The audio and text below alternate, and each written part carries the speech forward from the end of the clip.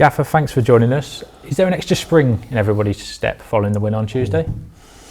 It was a lovely day today actually on the grass. The sun was shining, pitches are beautiful. Maybe there was an extra spring in the step. Training was good. Obviously it's they're short build-ups, you know, in these midweek games and stuff, and 3-game weeks, they're difficult to manage because you really have one day to prepare the next game.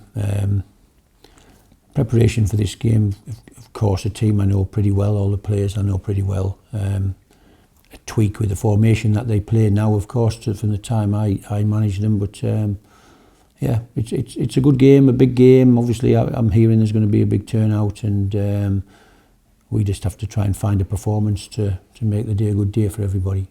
And the 3 points we collected midweek going into this weekend's game, what pleased you most about the performance? I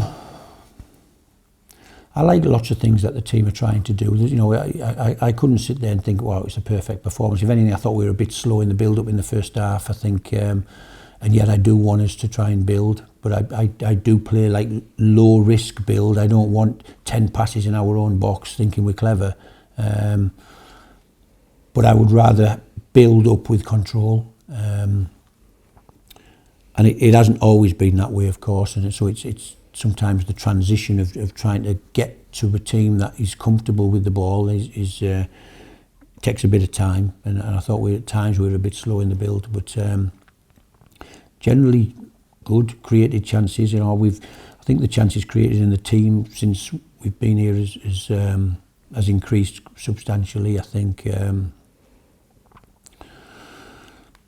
what I like is the individuals listen, look you in the eye, nod their heads, try to do what you're asking them to do on the grass. And when they get the rewards, it's great, because we've had some games over recent weeks where we've played all right and got nothing from the game and lost a tight match. I thought we were okay away at West Brom, and you know, obviously for the whole of the first half and bits of the second half against Leicester, we were pretty good as well. And yet when you don't get rewards, them stats get thrown together, you know, 3 defeats on the bounce, so I haven't won in this many, 1 win in that many. It's part of the job, you have to accept it. And yet I do feel as if the team are getting better. I watch them in training every day, and I feel their confidence growing, and their desire and understanding of what we're trying to do and how we're trying to get there. And I can only feel positives moving forward for them. And you know we've got some tough fixtures, and it's a tough league, and the starting point is pretty low, but very confident we're going to win enough football matches to be pretty secure, and then we have to build and keep the identity of the team as we move forward, really. Andre Dozzell popping up with the match winner.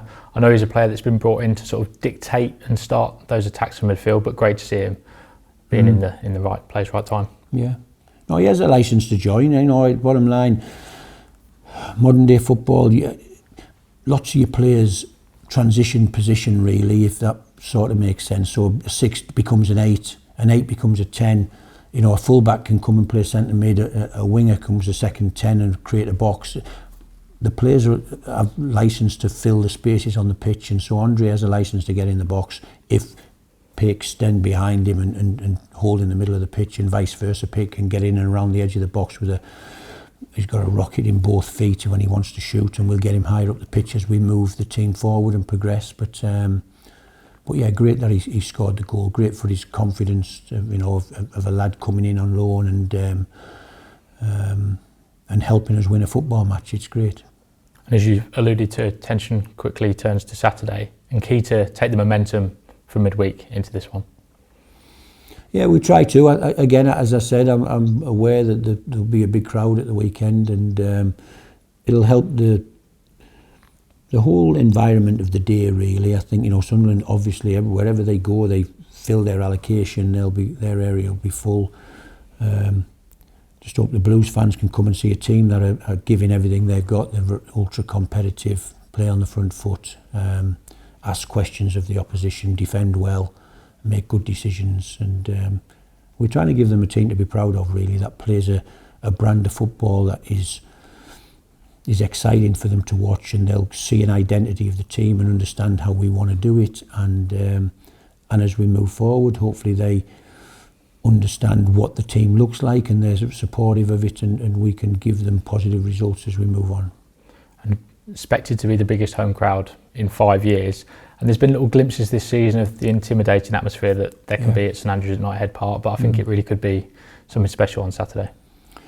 Let's hope so. It'll only be special for us if we are ultra competitive, making a real game of it, putting them on the back foot, putting them under pressure.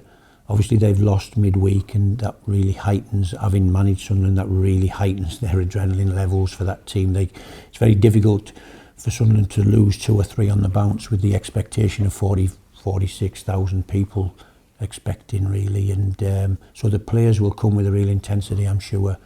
We have to be ready to match that and make sure our fans enjoy the day, because their team are in every battle, in every fight, in every competition, and we're trying to drive forward towards their goal.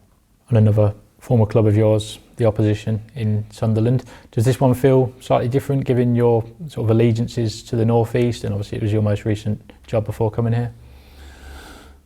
Does it feel different? No, I think Sunderland, the people of Sunderland were amazing to me, considering I lived and played football for 12 years, managed for 3 years the team 30 miles down the road, which were big rivals. The people of Sunderland supported me amazingly well, and hopefully we give them a team that they enjoyed for 15 months. Tried to win games, tried to score goals, tried to be aggressive and play on the front foot, and had some wonderful talented players like Sir Clark and Roberts and players like this, but young players coming through. I have to say the recruitment at Sunderland has been very good, over the period, and they've got some good footballers, and so. But no, I've been in the game a long time. My total allegiances are to the Blues, and we will be going out there to try and win a football match at the weekend, and make life as difficult for Sunderland as we can. And unfortunately for them, hopefully send the supporters home on a long journey back to the North East without any points. And fantastic to see Cody Drame and John Ruddy back in the thick of it against Blackburn. Sanderson and Lucas Djukovic, are they getting closer? I know you mentioned they were sort of starting to come back into the group. Both back in training. Duke was on the bench in midweek, and Dion's back training now, so he's telling me he's not far away. It just gives us more choices, more decisions, and 7 changes midweek. I said to you, it felt like too many changes, but it's good because I have players I can trust and players I want to put on the pitch, and I don't think it weakened the team from the game before, and we found a way to get the positive result, and it's good that if injuries come along, suspensions come along, you've got players that you feel you can put in the team, and it shouldn't make the team any worse by making them changes. It was great to win a football match with 7 changes. Yes, because we've all been aware of the talk about the size of the squad following the closing of the transfer window, but that really just shows the strength of that in terms of you were able to make that many changes and the performance level still remained. I think the new signings sort of give it a real spark and impetus, really, and I think it was a new central midfield the other night with Peake and Dozzell. Different types of players. I'm not saying better players. I'm just saying different players, really. I think Ivan has been amazing since I came. What a warrior of a man he is, and gives everything he's got every game. And yet we decided to put a different aspect on the team, and let's see how we go moving forward. I would suggest moving forward, looking at the opposition we have, we'll change the team to try and win the game in front of us, rather than thinking we can just pick the same team every week and we're going to win because we're better than everyone else. That's not the case, and so we have to pick teams to win games, I would suggest, moving forward. And just finally, continuing on the theme of player availability, what's the latest, if there's any update on Alex Pritchard and George Hall? They're pretty close now, I think. It's I'm watching Pritch in the gym today, side foot and volleys and stuff like that, and on these big bands that they tie around their waists, and just for resistance. But he's getting there. His next step will obviously be back on the grass, and then his next step will be back in the team. So not too far away.